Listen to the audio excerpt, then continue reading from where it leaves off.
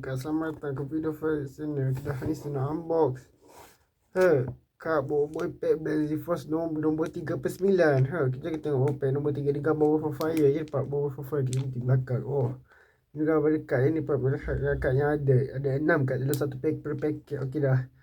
Ni tagline dia kuasa di tangan. Kita tahu masa tu kita buka. Okey.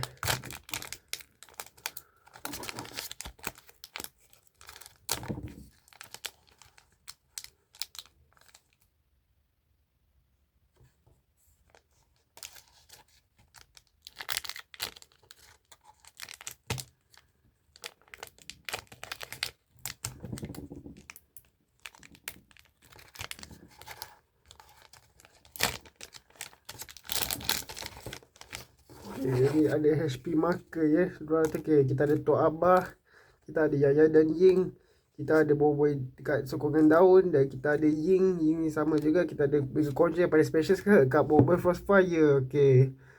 Ni kad special dia. Kita jom kita tengok ni.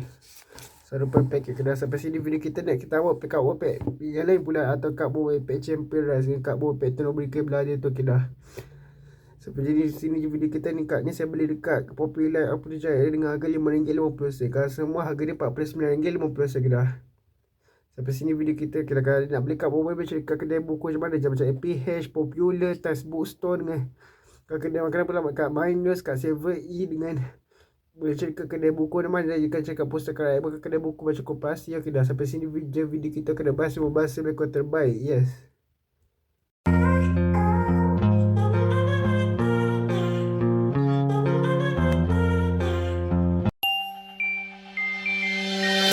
Oh,